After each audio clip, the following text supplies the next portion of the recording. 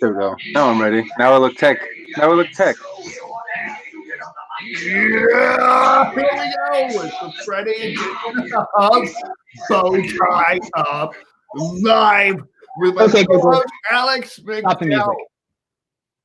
Hey, how's it going, Lee? And everybody, we are so excited to bring you today's guest, Ian Tyszka. Ian, thank you so much for being on the show. We greatly appreciate you being here, man. Looking forward to a wonderful, wonderful episode. And just to introduce myself to everybody, in case you don't already know, my name is Alex McDowell. I'm the owner of A3 Innovation and partner at Real Impact Solution. And all around, just kind of tech guy. Love doing tech things. Love to talk tech. And I love to do the show and communicate with all of you, the listeners. So as we're going along, remember everybody's favorite thing. We stop the show to say hello, drop a comment. Darn it, I pointed to Lee already. Drop a comment over here. This is my comments. Drop a comment below, and we will stop the show to say hello. Now, Ian, welcome to the show, man. So thrilled to have you. I'm going to get your little banner up here. Tell us a little bit about yourself and just give us a brief intro. I mean, as a brief intro, I'm the contrarian craftsman. I think a lot of people, especially now that the world has semi-melted, a lot of people need help. And I think the distinguishing factor will be craftsmen versus workers, skilled labor. Craftsmen have a certain way about them. They have an expertise, a mastery. There is something different about them compared to the general labor. And I think it's going to be an important thing going into 2030, 2040. So I'm trying to at least start the movement now. Cool. I do a podcast, and I'm really thinking about the future sense. Man, you are looking 20 years down the road already. I love it. You don't even have a 5-year plan. You got a 20-year plan. That's like times four. I got a 60-year plan. Like, this is all 60 years from now. So let's do one of my favorite things, guys. Thank you so much for everybody who has already beat me to those hellos in the comments before I even got to it. It's time to stop the show and say hello. First joining us, we have Dr. Nelson. Oh, I'm not even going to try. I'm so sorry. I'll butcher your last name. Dr. Nelson, hello. Thank you so much for joining us today. I hope you're having a tremendous day and staying safe and healthy. William joining us saying, hey, or no, he said, hello. I read that with a British accent, so I hope that was right. Hey, William, hope you're doing great today. Sophia jumping in saying, hey, guys. Hey, Sophia, how are you doing today? Hope you're having a tremendous day. Lynn's jumping in saying, hey, Lynn's, you are tremendous. Thank you so much for being on the show, FYI. And hello, hope you're having a wonderful day. And Kevin McDowell, my favorite, similarly named McDowell. How's it going, brother? Hope you're having a tremendous day. And Matthew Perkins jumping in as well, saying huzzah. How's it going, brother? Huzzah. Hope you're having a tremendous day. Man. Oh, and Sean jumping in saying, hey, how's it going, guys? We got a full house already. There is already a full house. Hey, Jeff, how's it going, man? We had to stop the show for like 2 minutes. Keeping people waiting. Hello. How's it going, everybody? Thank you for saying hello. I can't even keep up. Y'all are incredible. Oh, boy. We finally got through them all. And so now back to Ian and his 60-year plan. So craftsmanship is all in the details. And I absolutely love the distinction between a craftsman and a worker. And I think we'll definitely get into that later, just the whole concept of authenticity, of being authentic, of being, copy branded, having your own brand. And I think a lot of people say authentic, and they use it as like a buzzword. It's like, empathy, but what is empathy really? I like just saying, like, I'm real. Like, I'm a real person. I'm a real guy. Like, I'm not someone that wants to put up a brand or an image. I want the brand to mold around me. So that's kind of like how I view my craftsmanship. So it's kind of integrated at the seams, then, is how you view it, as it's part of you, not something you have to portray. Yeah, it is all me. It is weird to explain, but like, it is all me. Is what I wake up. It's why my content has become almost prolific. And it's, some people are getting nervous and some people are saying things, but it's just, like, it's, you know your value. I was trained by someone like Lee, so it's kind of crazy. And that's what I like about this and the show and the environment. Cause I know a lot of people, Lee talks about this experience. Absolutely. Experience definitely is everything. And for everybody out there in the audience, if you have views on authenticity, if you want to sound off on what it means to be authentic, because it's something we all say a lot, and stopping the show to say hello to Carla Rowley. How's it going? You're incredible. Hey, But if you have thoughts on authenticity, about what it means, or maybe questions you'd like us to discuss, feel free to comment right over here, and drop those questions, and we will answer live on the show. Now, Ian, you were talking about being trained by someone like Lee, and that is incredible. I always love when Lee, when people talk about you like that, because I'm like, man, I love it. And I, as somebody who's known him for like literally 14 years now, I'm like, yeah, absolutely, me too. Like, I can totally vibe with that. I get that feel. So, man, it's awesome. And Lee, we greatly appreciate you. So, Ian, tell us your favorite thing or the most profound thing that you've learned from Lee's teachings. I said this to you before the show. Actually, I don't think Lee heard this, and I think he will like this. Is that with Lee's training, he taught me how to understand, how to listen to my audience. Like, now I know how to pick up on what they're saying. I know what's important to listen to, but I also can speak the language that I have to. And my audience is for a specific. My audience is not business people. My audience is actually like for what I call the underprivileged. And I don't, like, I grew up in a very bad part of my state. And for me, is I want to give the people, I say in the streets, like the people that aren't sitting and stuck up, or like, I know I can dress up in a polo and put on a suit, and I have those pictures. Right. But like, who I am, who I really am, is like, I've had an experience and a story, and I have something to say to people. And I want to give them the tools, the resources. And so for me, it was like, I thought about a lot of what Lee said, and I know how to speak my language, and my language I can convert into different forms. I can speak to business people. I can speak to the underprivileged. I can speak to, all these different audiences. But now it's, for me, it's like, I just started this. This has been a transition process for me. I went through a lot of things over the last 6 months. And a lot of what Lee taught me, and I actually read Lee's book. One of the few, he gave me access to it, and I read it, and like, I almost breathe a lot of these documents now. Like, it's not even thought process to me, and that's why my TikTok videos, like, they're not viral, but they are me. Like, I love Mountain Dew. I love Mountain Dew. Like, I did a video today about Mountain Dew, and I made a GIF out of it. Like, I'm having fun with it, and I can reflect myself and who I am. And that's what the authenticity that people try and say when they want to, like one of the things that I say, and this is do you guys want to go controversial? Like, do you want to go contrarian with this? So let's pause for just a second and back it up to some of the stuff that you had said earlier, because I think it's important to just kind of elaborate and get this whole idea, because what I'm getting is there's just this whole concept of really reaching your audience and listening to them and resonating with them. Now, you had said that you kind of serve like the underprivileged.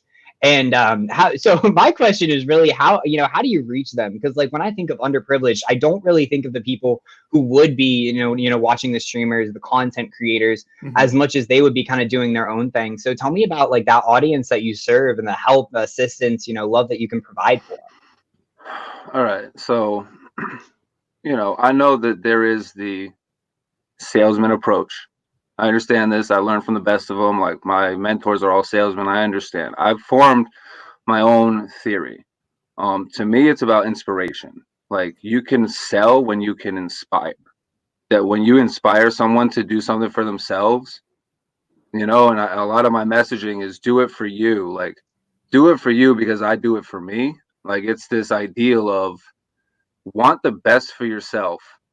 Show them that you want the best, even if that means you got to stand up and look like a fool. Even if that means you got to, like, go to a site. Come into a LinkedIn dancing. I mean, come into a LinkedIn dancing, be yourself, reflect that real self. And that's one of the things that I see, especially on LinkedIn. And I know you guys see it. Like, there is almost like two schools of thought. There is the let's extol an image, and then there's let's be real. And you guys are real. Like, I like what you guys are about. Like, I hope that I can rip this and put this in a podcast and just have this out. Like, this is how I do it. It all just flows. I would say if you rip it and put it in a podcast, it's not authentic. It's not live. It's just a replay that you're having them watch on the podcast to drive podcast but you're traffic. authentic. It would be more authentic to have us on the podcast.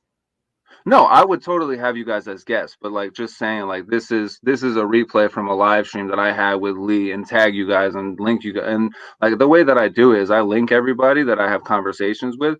But I've already talked to Lee. Like I want to have Lee on my podcast, and I want to have like I have people that I'm reaching out to and having on my podcast. And the way I'm authentic is like I'll tell people like this is a compilation of my Facebook live streams that I went and ripped. And then I like in my videos, like I don't know how to say it, like I'm very cocky. I'm very confrontational at the front because my belief is that if I can make you mad at me and engage with me and want to say something, I can now take and tweak your ego, give you a new filter to see things through, and get on a call with you and talk with you. And like I wouldn't say that I would say authenticity is just being real about what you're saying. Like, I've been through X, this happened, and this is what I learned. Don't make it I think there's two forms of thought on stories, and it's fairy tales, which cause and effect, and then there's fables, which are like universal truths. If you can tell your stories in universal truths, then you really hit to the point. And a lot of people, like I say, like I have this 60-year plan. Like I think about, okay, so I start now and I do my podcast for the next 60 years. Where will my podcast be? I will have collected. Do you think the podcasts are still going to be a thing in 60 years? I mean, just straight audio type files. I highly doubt that that's going to stay. I truly do. I truly do. I think that, and so, I say tech. So how do you think that the law of technological expansion would apply to the reasoning that podcasts would still be around in around 60 years? I would say that the reasoning behind that is because everyone listens and learns differently. You could take this live stream, throw it in a podcast, say this is a repeat. It's not live, like, and you'll hear like if you preface in the beginning that says like, a show intro that says this is from this. It's not live, and then you do a real authentic one that you record in the podcast app, right? I would say that audio is always going to be around because text is hard for me to listen, like hard for me to read. Like I can't read. If I get an audiobook and something, I can listen to it 9, 10, 11 times. And I did that with books like Mastery. Like I have read Mastery at least a baker's dozen times. I have read the 48 Laws of Human Nature at least 10 times, and it just came out last year. So but do you read the books or do you listen to the books? I listen to it, but they are reading it to me, and I listen so many times that I do like Lee's avatar immersion process. Like I immerse myself in what I study, and that's how I became the craftsman. Gotcha. Very, very, very cool. Now we do have to stop the show to highlight a couple of awesome comments from the audience. Earlier we asked what authenticity really means and what it means to you. And Matthew Perkins responded with a tremendous response here. He said that the definition of authenticity, just do whatever, just do you, whether you have 2 viewers or 10,000. There's 7 billion people on the planet. If you are being real, someone will resonate with it. If you try to pretend you're something that you aren't, you set off people's bullshit meters. 110%. I think that is, we can smell you from a mile away. Funny, Ian, when you were talking about, making somebody mad at you to trick their ego and get on a call with them. And I personally, every single person I have ever made mad at me, they have just completely blocked me because they don't want to deal with me. And just like literally somebody yesterday who was connecting with me and cold messaging me. And I was just kind of explained that I'm not their target audience, that I don't deal with MLMs, and that they're not really, sorry, but if you're in an MLM, you're not a business owner, you're not an entrepreneur, you're not a forward thinker. You don't really understand what you're getting into. You have no business mindset. I mean, they're a salesman, but they have their own entity in that technically they facilitate trade. They're technically a business owner, but they are not the entrepreneur, the ideal, the Gary Vaynerchuk to make their own thing. Unless you have a tax ID, you are not a business owner. If you get paid by somebody else or you have to buy paparazzi products to resell them, you are not a business owner and you never will be. If you are making those products, if you are making that jewelry and you're going to Joann Fabrics and you are creating that product, you see this creating, right? You have responsibility for that. Whereas if you're in an MLM, I'm selling ACN to help you lower your monthly payments on this and that. No, you're full of shit. You're basically talking on a resale affiliate model where you're selling someone else's product that you know nothing about. You haven't created anything. Do you know what I say? Listen, do you really know what I say? Do you know what I say? I say you're a drug. I don't yet, but I bet I will. because the way that I really think about this is as drug But dealers. you just said they're business owners. At one, no, It can't be both. MLM in a concept is selling weed or any other drug.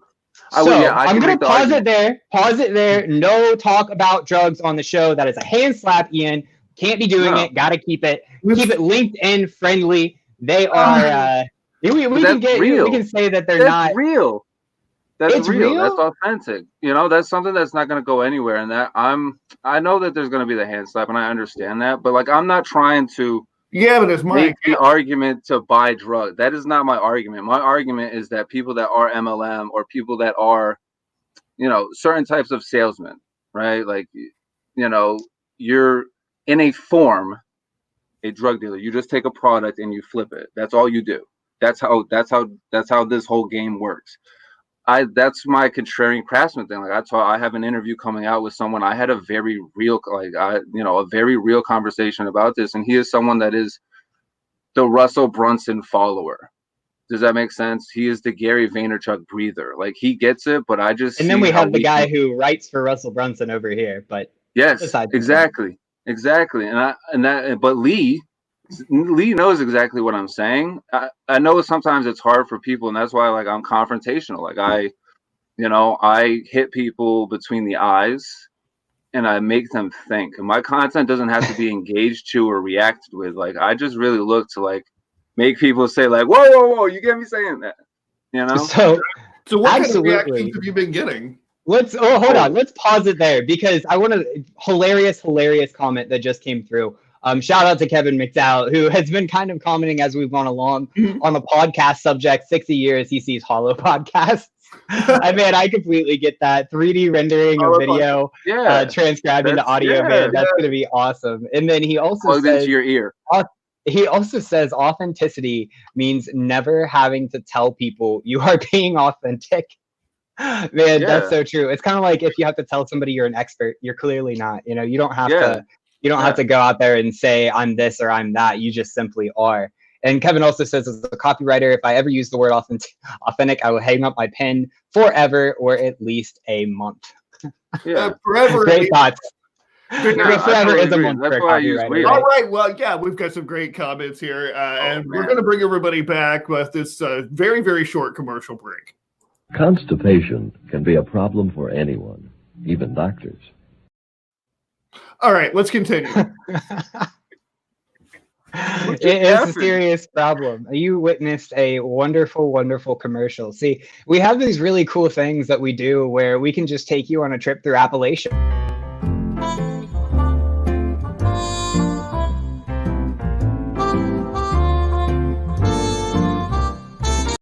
And I hope everybody enjoyed that terrific train travel. I have to get StreamYard. Like, that's my next thing. I actually applied for LinkedIn Live, so I'm hoping in like the next 9 months I could finally get it. But I'm hoping TikTok or YouTube or someone will give it to me as well. I'm on Facebook all the time. Ooh, and we have a comment from our YouTube. What's up, Benjamin Einerson? So sorry if I butcher your last name. I'm horrible with names, but thank you so much for tuning in. Wonderful to see you over here. If they're commenting on YouTube, I can see them. I'll shout them out. I will shout them out because I'm looking at YouTube. I don't see the LinkedIn comments. So if you guys are like shouting me out, you guys can, do that. But I don't see it right now. So I'm really just here engaging in this conversation. Hey, man, that is exactly what we need. So let's step back because we were talking about authenticity, branding. You were talking about the people who live and breathe, the gurus of the world, the Russell Brunsons, the Gary Vaynerchuks. Lee, I know that you have a big problem with templates. And I know that you have a big problem with people not being authentic, not remaining true to themselves. What do you think about the people out there who are just trying to absorb everything they can from the Gary V's to be exactly like him or the Russell B's to be exactly like him? What advice would you give them? Look, I mean, I get it. You got to start somewhere. And that's really the big problem of breaking into an online business. And it's also... It's a catch-22 because there's such a low barrier to entry that anybody can do it, yet very few people can do it. And by that, I mean that, those gurus are made for the masses. Here's a template. this is not new to the internet, for God's sake. Do you remember? No, you, Alex, I know you don't. Ian, you probably don't either. Carlton, am I allowed to say Carlton Sheets? I don't even know what I'm allowed to say on this freaking live stream. On LinkedIn. I SmackDown for so many things. I don't even know if I'm allowed to say my own name. Anyway, Carlton Sheets was like a real estate investment guy back in the late 90s, early 90s that I remember, and it was all mail order. It was like how to start your real estate investing business. He was on late night infomercials. He'd do the whole thing. And so this is not new. I mean, anytime that you have a economic disruption, you're going to have a ton of people who are looking for an easy opportunity. And unfortunately, there are too many people out there who are ready and willing to say that, yes, the internet is an easy opportunity. Just set up shop today and you're going to be rolling naked in a pile of cash this time tomorrow. And the worst, you never will. Nothing comes that way. It's it's I listen to cuts, man. I'm not thinking. No, I'm not rolling it naked in cash. Paper cuts are just a real thing, man. Yeah, for real. And for me, like authenticity and what this whole thing was about, and a lot of what you said, like I totally agree, Lee. You have to start somewhere. Like you have to begin somewhere. But my difference, I would say, in how I do things, and that's why I somewhat feel like I'm a contrarian, is I watch what people do, not what they say. Like, especially listening to a lot of audiobooks. Instead of reading it off paper, my brain had to organize itself to literally find and remember the gold and keep it organized in a way. So I can listen through what people are saying. Like I can hear, and that's why I say, like, I punch people's egos. Like I am as a person, like I know how to decipher people and rip them apart. So I want to help them by first, like, breaking them all down and then rebuilding them in a proper order, giving them a narrative and an understanding and a structure so that they can organize and orient. So let me ask you this then, Ian, because that is definitely contrary to some of the other things that we've heard on the show. Specifically, like, and I love my conversations with Sydney, and one of the things that Sydney Jones, shout out to Sydney, really champions for is just being a helping hand and lifting people up. Uplifting everybody. Let's support each other. Let's keep on building each other up instead of tearing people down. Because the only way that people are really going to listen is not if you're trying to bang something into their skull that you think is right, but making them think it's their idea. I can tell you 100 things about technology, but you're not going to listen to me if you don't trust me or you think I'm only in it for myself. You're only going to listen to me if I'm able to build you up, if I'm able to support you in your understanding and build upon that knowledge. So how do you think that your approach is, clearly it's different, but how does that approach really work in the end benefit, not of yourself or the product or anything like that, but in the end benefit of the person you're interacting with? When you're interacting with somebody, you're rebuilding their entire way of thinking. How is that going to be better for them than they were before? Or how is that going to change? Is that something that they're going to retain long term, or is that just going to be a temporary thing that they forget about once they're done with the program? Or how do you make sure that they are going to retain? Because I don't have a program. Like I'm not selling a knowledge package. Like I am an influencer in a real sense. Like in real life, I will influence people, and that's what I think a big difference. And for me, like I take the Gary Vaynerchuk methodology because I listen to his Crushing It. Like I've listened to his books. I understand and breathe all of the master's processes, and I have gleaned like the golden nuggets of all golden nuggets. And the way that I can only represent it, like because when you try and orient someone's mind, you have to give them visualizations when you're talking about emotional or non-logical things. Exactly. I mean, not the how they learn is I can answer and logically explain something to you, but until your emotions and logic are into it, like you can't. So it's like, and I can only say this because I understand it, is that's why Jesus spoke in parables. Jesus could not explain a concept in a logical fashion. He could, like there is a formula. I could break it down mathematically. I have 4 pillars and all these things, right? But when you're trying to get somebody, and I don't tear people down and say like you're terrible. I say I'm just doing better than you. And either you have to back up what you're saying when you say no, I'm better than you, or else like you have to accept it. And from that place, then you Mhm. can sit back and I can say things like, watch what I do, not what I say. So, And I'm well, getting, so let me yeah, ask you on that point then.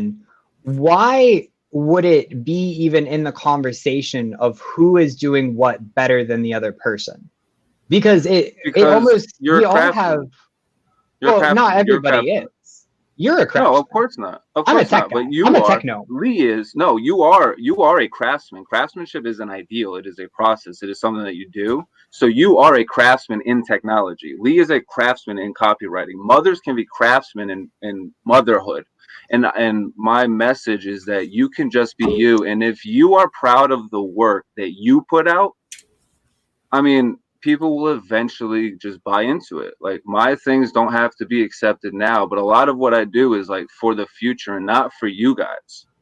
Not for right now, not for this moment, but for my kids and my kids' kids and my kids' kids, because the internet will be around forever. So why don't I make sure that I can live on forever? Like I say, So like be a god of social media. in the internet, I completely agree that it will be on for a very, very long time. And Cyber another world. topic Cyber about the world. internet, Cyber world is a however, real place. is a data lake and the massive amount of data. And I always, when I'm talking to people about security, about privacy, it's a big topic. And there's 104 different things that you can do to be more private on the internet and to be more secure on the internet. But it all comes down to the fact that the internet, because it is a giant data lake, has so much information that there really isn't a legacy that you can leave because it's Yeah, there filled is. with user Yeah, generated there is. content that's always going to be changing. So But because for how there's so long? much data, well, that's the thing. You said you have a 60-year plan. So in 60 Yeah, years, because it will adapt. It will the adapt. law of technological expansion, which we kind of touched on earlier, and for those of Yeah, you out in the audience who don't know, that's just the idea that technology expands at a 2x fast factor that is yeah, exponential in growth instead of linear, which means, and that's why you see things like, I don't know if you've ever noticed your hard drive goes from 64 gigabytes to 128 gigabytes. That's because of the law of technological expansion. It gets twice as big. So when you start applying that to bigger numbers, I mean, that's where the whole idea of the Googleplex comes in, because eventually data gets so big that there's no real way to discern it. It's not a problem of security and privacy as much as it is that there's just so much data that's going to be created that we never could find a way to really sift through it. So it's so easy to get lost in the fold. but you can So target it. you absolutely can. SEO, I mean, that's literally like That's you know all it that's gonna is. be the key. That's gonna be the key going forward. And the way that I can only articulate it is I will create a rabbit hole of content with like Easter eggs. Like if you have certain things liked and you're in certain places, then you will get specific content. If you have that plus this, then you get different content. If you understand these things, then you will get this content. If you follow these things and you listen to people and certain people and interact, and I create the perfect psychographs over the next 60 years, the rest of my life, I can live on because I have Mhm. engineered like a futurist. And I talked with someone else on an interview. Like a futurist is someone who says, "I will build tomorrow. I will Mhm. not wait for tomorrow. I will build it." So I am building it, and my legacy is 60 years because I'm 26 right now. Like I Mhm. understand that. Like I'm just getting what I can right now, so I get to sustainable. And then I So have apps and things coming out. Like this is not social is not the end for me. Social is the beginning, and being a master of social media. So then I could be someone as big as Mark Zuckerberg. And like you so guys, like yes, I love that you said like social media, man. It's incredible. But I also think that social media is going to fundamentally change, and that social no, it media has as a to. whole is It going has to. to give birth You to new platforms. And the Mark Zucker, do you remember Tom one of from mine. MySpace? Yeah. I bet that some of our No, younger, Facebook is even not going younger than anywhere. me. Well, Facebook is Facebook not going anywhere. and all the social networks, LinkedIn, Facebook, Instagram, all of them, Twitter, they will definitely be changing. Like markets get Yeah. disrupted, companies don't last forever. And even on the internet, no matter how big you are, somebody's going to come along with a much better idea than you already have. So I think that we're going to see the birth of a lot of new ways to interact and new ways to connect as technology improves. I mean, there's some really cool things going on to look out for, like quantum computing, for Yeah. example, is going to revolutionize so much, especially when it comes to data computations, big data modeling. We've got even LinkedIn. Like I was reading some of the, and shout out to Lee Rowley for sending me the link to the engineering docs. There's an engineering blog on LinkedIn that I was kind of reading through to see behind the scenes how LinkedIn sets up a lot of things. And man, it's fascinating how they're using machine learning to get real-time reviews of content as it comes through. I mean, these every single platform goes through this growth and exponential change, Blitzscaling, yeah, and it just keeps on growing and it keeps on getting bigger, but that's only to a finite point. And there's a lot of things that are going. Life is infinite. So I disagree with you, and I think that you can use formulas and theories of what people say, but until you can apply it, like, no, the internet will not go anywhere. Facebook, for at least the next 30 years, Facebook has too much money, too much skin in the game. They control too much of the content. Like, Facebook won't go anywhere. The only way I could see is through direct, like, House Party took out Zoom, because House Party is to chill while Zoom is for business. You know, Zoom like, took out itself by not having proper security measures in place, to the point that school districts don't even allow you to use Zoom, which, shout out to all of those school districts out there. By the way, if you or somebody you know is an educator, right now there's a very, very critical need for education to the educators on how to give digital learning and how to structure distance learning. Yeah, Reno is a great tool, but A3 Innovation, my company, we're a Google Cloud partner, and we're a partner for Google for Education. And so part of what we do and part of what I'm passionate about and I want to do is to help these educators learn how to use things like Google Meet, how to use things like Google Classroom, how to get their classroom online, how to get their students up to speed, how to make sure that their students are engaging. So just, anybody out there in the audience, when you're hearing this, just think of that. Feel free to send them my way. I would love to help out, because it's one of the few things that we can really do right now to make sure that everybody is staying connected and staying together, because there are a lot of solutions that are centered around video streaming, content streaming. And it's all, it's all changing. Our world is going, we're still able to interact in a face-to-face COVID manner. is going nowhere. COVID is going nowhere. So yeah, like, you have to adapt and survive, like, especially now with so much technology coming out and everyone has the time to now sit at home and do things.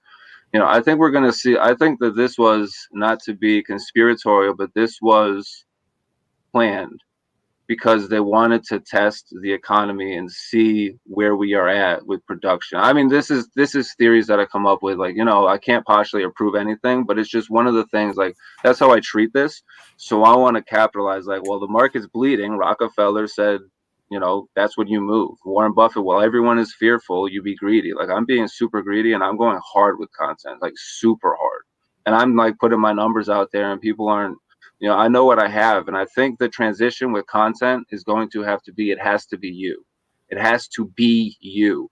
If you think that putting up the image of you in a suit with a nice logo, but then, and this approach, like, all right, my concept is, if you have approachable content, but then I approach you and you don't have the time for me, then your content shouldn't be approachable. Like, you should be scary. You should be intimidating. You should make sure that the people that mess with you, like, can afford you. So that's why I come out, like people can't afford, like, some people can't buy me. Like, only certain people can buy what I offer, because I am a gold mine. I am not peddling gold to anybody, and like, I will build my own Google solution, because I'm a craftsman. Okay, so I definitely love the mentality that you have, and just knowing the value in yourself. It's very, very, very important. But one thing I would caution you on is just how heavily you think that you're the solution, because people are also dynamic. Somebody said earlier, there are like 6 billion people on the planet. Your message is going to resonate with somebody, but the key to really being altruistic and to really making a difference is not to do anything for yourself, because at the end of the day, no one fucking matters. None of us matter. It's all about what we can do for other people and how we can inspire them, how we can help them, how we can uplift them. I mean, anybody tells me to be greedy during this time period, the only time that I'm telling them is to be out of my life, be out of my network. I don't want you. I surround myself with those people who are pushing the world forward, because we all need help right now. That's what crisis is about. It's not about an opportunity to take advantage and to get something for yourself, but to give to other people something that you have to offer. I mean, unemployment is the highest it's ever been. There are millions and millions and millions of people unemployed. Like, there's so much that we can do to help people out right now that I personally don't think anyone should be. Maybe, but I think that, is there a difference between giving advice and giving help? Because I don't want to give advice. I actually want to help. like actually want to help. And if I have to point out to somebody that they can improve and they can do better because I am here and present and with them and I can see ways to improve what they're doing. Like I am not the solution, but I am just someone that understands how to get to solutions. Like I know how to get to resolution, and I have to do it. I have to do it a certain way because I need to create the sublime experience. Like I need to be almost religious. Like I need to be in this certain state of being so that people understand like the titans of industry that exist today are dying because gods will awaken. And like my message is like I am a god, but it's in the context of you can be one too. And it's not, I'm not dogmatic. I'm not saying, you know, Christian or Jew. Your higher being, higher self, higher whatever you want to call it. When you bring that entity forward, like you can stand in power and you can know what you have. So I know exactly what I have. And now it's just time to earn respect. Like I didn't, you know, I'm not here to get your respect or buy your respect, or I'm here to make you want to hit me up and be like, I see what you're doing and I want to join. That's inspiration. They see that I have a plan and a vision. And now it's just laying out the vision. And my vision is to build a craftsmanship ideal that people are craftsmen. Craftsmanship becomes the buzzword of 2030. Like I'm a craftsman is going to be so inundated in the market that now I have to adapt and come up with something new. Would you be worried about trademark issues with the actual Craftsman brand? Because I even had a client recently who was in the cosmetics industry who couldn't even use the name Volt because of I believe it was Sephora had a trademark on it. So who knows? I mean, you might start that Craftsman brand and end up getting hit with some sort of trademark. Yeah, but you talk about a dictionary word. Like they don't own the entire word. Like I can use the the definition of a trademark. But there's still the ideal. So UPS owns the color brown. Don't. Yeah, literally. Yeah, trademarks go really deep in a capitalistic society.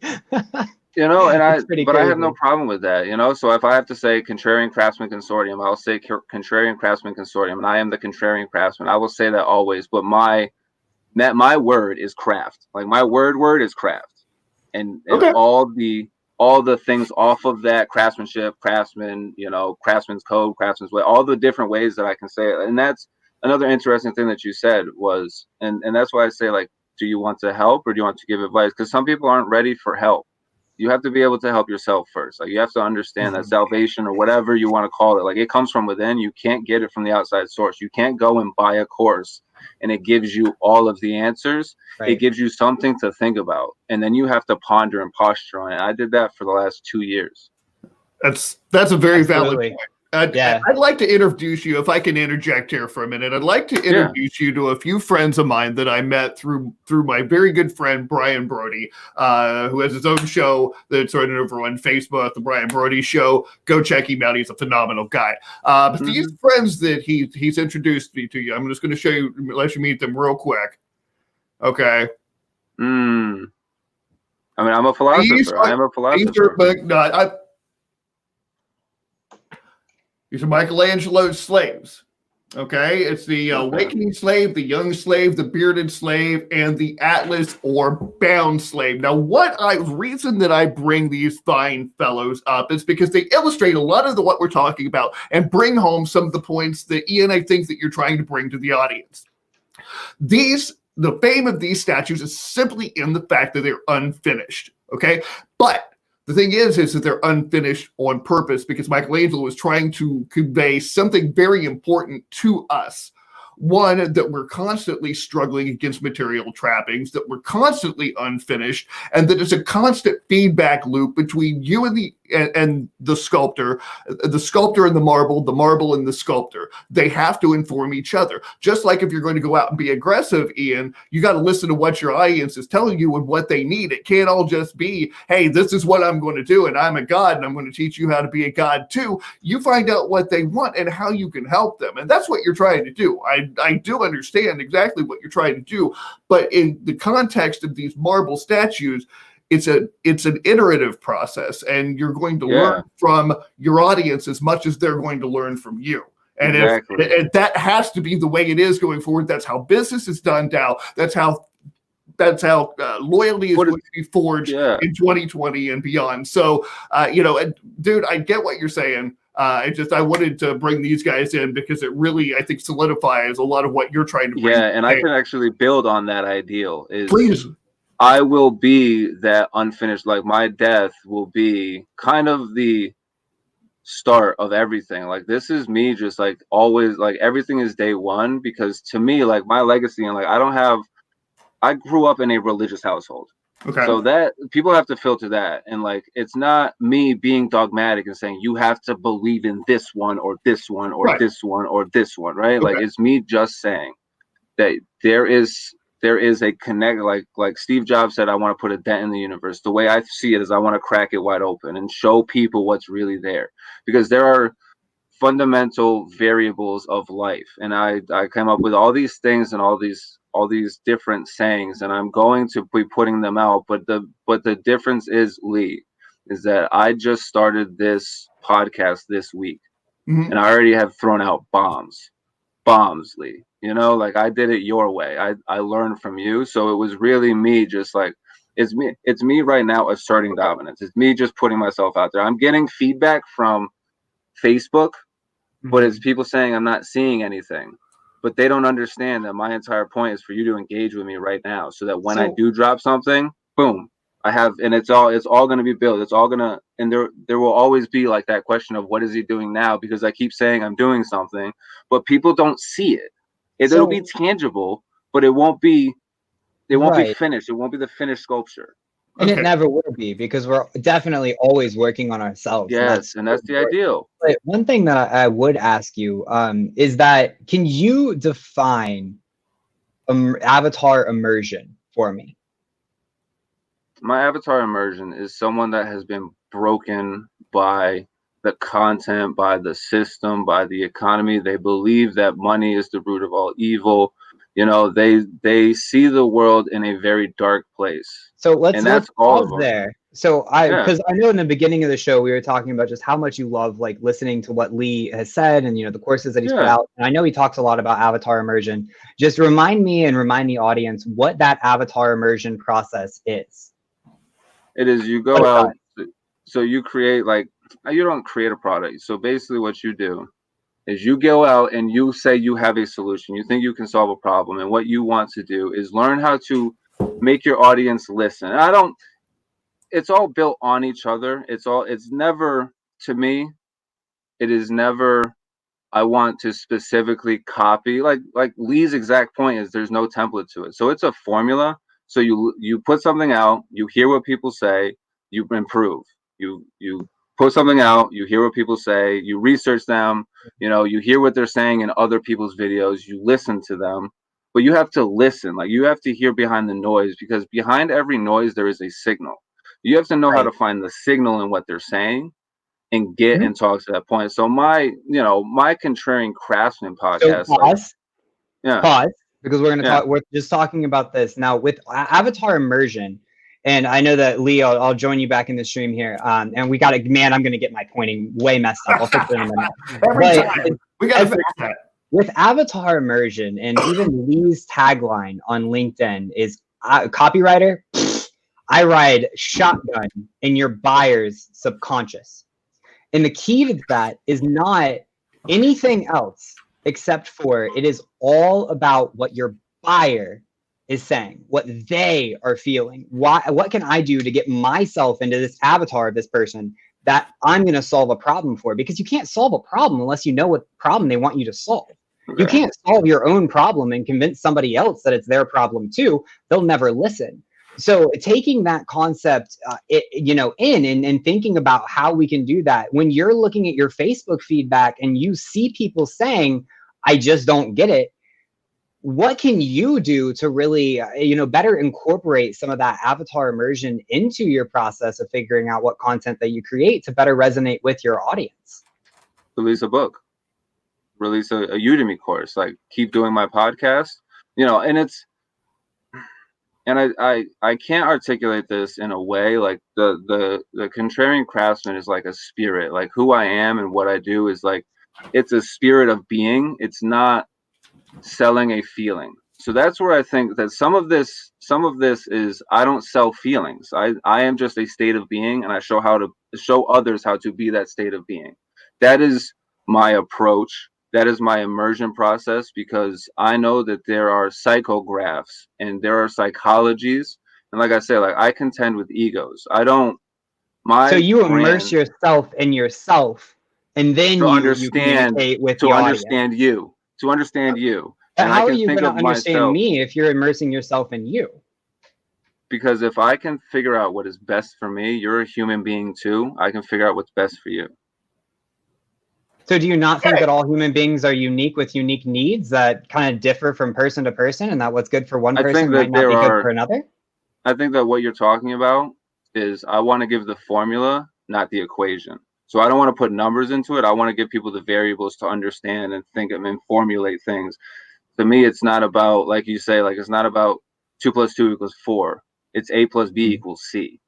So I explain the concept behind how mathematics works, not that you can do all these things. Like, I don't, that's one of the problems that I see with a lot of, how do I say this? Like, courses now, is they want to teach the tactical, but they teach some tactical and some concept, and they can't articulate, this is a concept. You need to understand this concept before you go and take this tactical move. I'm a strategist, like, I've read all of Robert Greene's stuff. And I can understand that I'm a student of Lee, but like, you're the greatest disrespect to any teacher, no matter who it is, whether it was your high school teacher, whether it was someone like Lee, your mentor. The greatest disrespect is to not take what they have formed and build something greater on it. Does that make sense? So my avatar immersion is, I just try and live the authentic experience, right? And show people that you can live this authentic in your own unique fashion. Like, the way that I do it is the way that I want to do it, because it is me. Like, it is, but it is not just this side that I put up as a front. Like, it is my dark side too, like my competitive, but it's all there for you guys to visually see and contend with.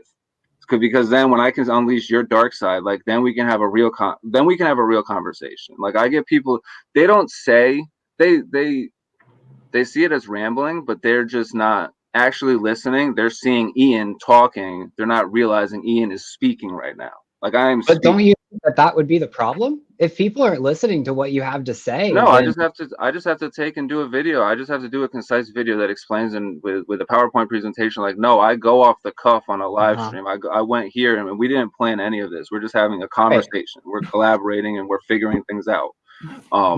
That's what I do with people. Like, I just make them collaborate with me and not think that I have something just to sell them. Like, I make them think like, oh, yeah, I'm like this, I don't know how else to say it. This cocky dude, right?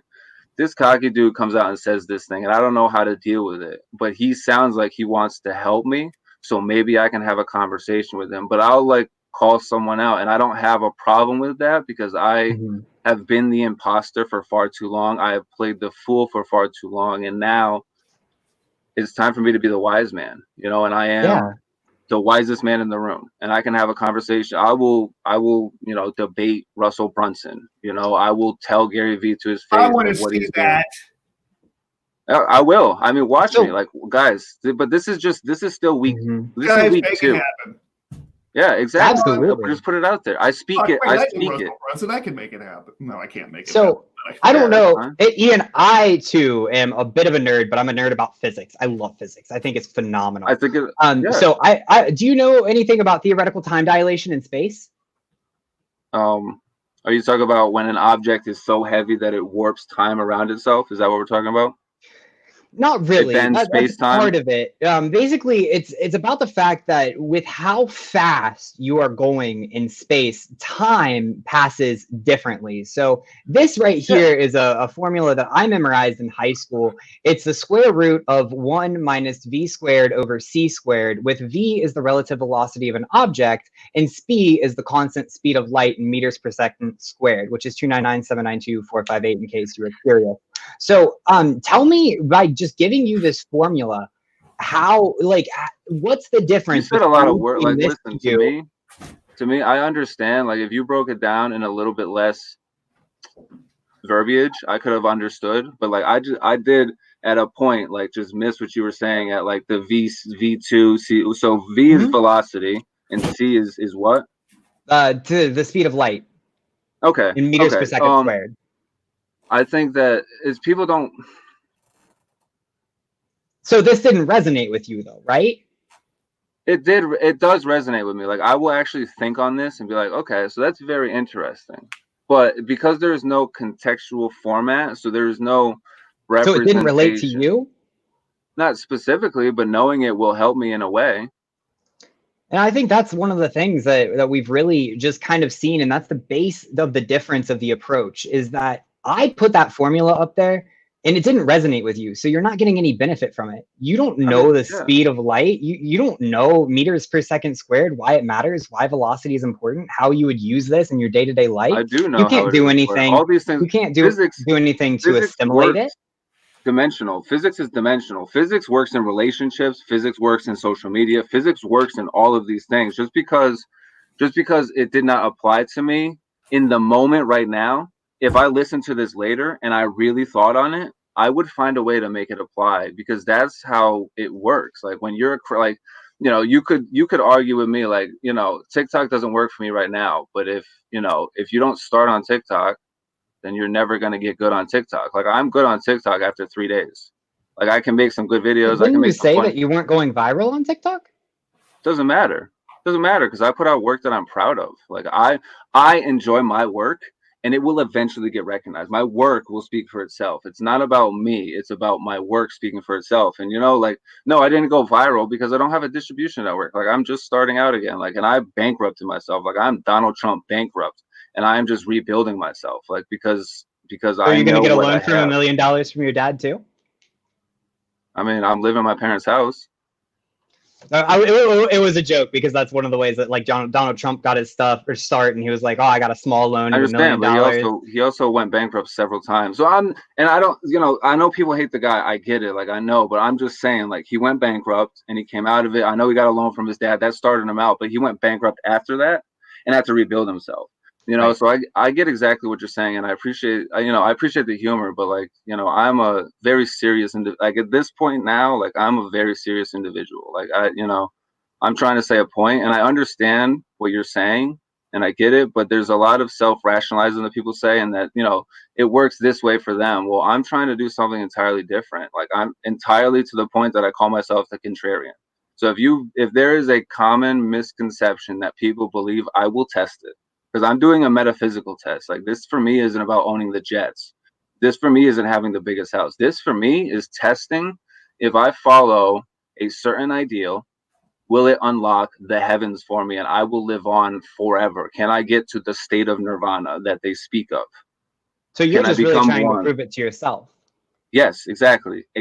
And I do it for me. Like none of this, I don't do anything for anyone but myself. I don't do it for anyone's validation. I don't do it for likes. I don't do it for this. I don't do it for that. Like everything that I do is you guys just watching me contend with my demons, my real demons, the demons that people say that they have to be funny, but they don't realize are actually in there. Like I am fighting everyone's demons, because everyone wants to put up a front on the internet, and that's part of the problem. Like you said, like there's so much user-generated content, but it's not real stuff.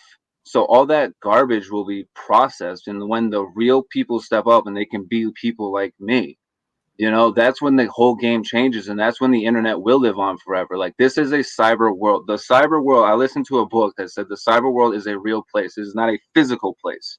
It is not a place that we can touch and is tangible in our minds. When you scroll your screen, when you are on your laptop, when you are looking at these things, you are in a world in itself. And that's why time dilation is different in the cyber world.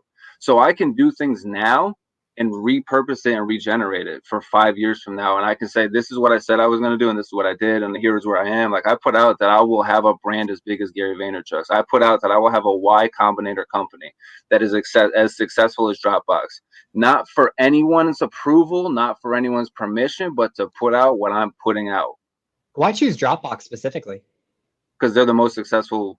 They are the most successful one of all of them. They are not successful in the extent because they are a offshoot. I will have a Facebook come out of Y Combinator, and I will make that Y Combinator the richest it's ever been. Like I will be the second, because I read their launchpad book, and they talked about Dropbox was the most successful rate of return at the time. And I want to be the next one. Like I want to be their next golden child. I want my name to live on for history in the history books. Like it's not for me. It's for my kids. It's for my kids' kids. And I'm showing my process. So my craftsman's way is 4 pillars, and you just lay on those 4 pillars. They build on top of each other. It's not 1 + 1 = 2. It is A + B = C. And from A + B = C, you can figure out how to do the mathematics. Right on. Absolutely. Or A² + B² = C². Exactly, and you can find the hypotenuse of the triangle when you're trying to lay your ladder. Absolutely. And guys, it is actually, as I look at the clock, 5:20. Ian, thank you so much sincerely for being on the show and for humoring us amazing thing with all of our discussions. I absolutely love it, and I love just going toe to toe and trying to really get to the bottom of thought processes and where we're at in the world and what we're thinking. Yeah, and it's definitely very. My whole articulation: don't sell feelings, sell states of being. That's, but you inspire states of being. You can't sell a state of being. You just inspire in someone else. Absolutely. And you guys know what time it is. It is time for final thoughts. So you've got 30 seconds, a minute and a half, or however long you please, to say what is on your mind for the day that you would like to leave your audience with. Ian, as our honored guest, you will go first, my friend, followed by me, since I went last yesterday. So Ian, you're on the spot, brother. What do you got to say? Okay, guys. So this is it. Be the ideal that you preach. Like if you're going to tell me that you're a social media guru, be better than me. Like put out content that you're proud of. Be a craftsman, put in beauty into your work, and everything else will work out. And that's all that I'm trying to show you guys, is like people will respect me because I came on this and I really brought some real golden value, and not because I said some things that are true universal truths to myself. So while everyone else is selling fairy tales, give some fables. Thank you very much, Ian. And like I said before, I've got to go next, and then we will round it off with Mr. Lee Rowley. And just want to give a quick shout out to all of you guys. Wait, oh, no, I need to put it over here. All of you guys in the audience who have stuck with us and stayed commenting, stayed engaged. Absolutely love it. One of my favorite parts, other than stopping the show to say hello, and of course, final thoughts. So my final thoughts that I would like to leave all of you with today are going to be similar with what I've said before. Be a better person today than you were yesterday. The world is not how it was a month ago. We don't know when it's going to change. We don't really know transparently what's going on at the highest level. There's a lot of uncertainty right now. And with that brings opportunity for you to help, for you to actually make a positive and legitimate change in the lives of other people. That one thing that you do to help somebody else and to really support them and uplift them in their time of need makes all of the difference in the world to them. Be your truest self, be pure, and above all, be a better person today than you were yesterday, and you'll be just fine.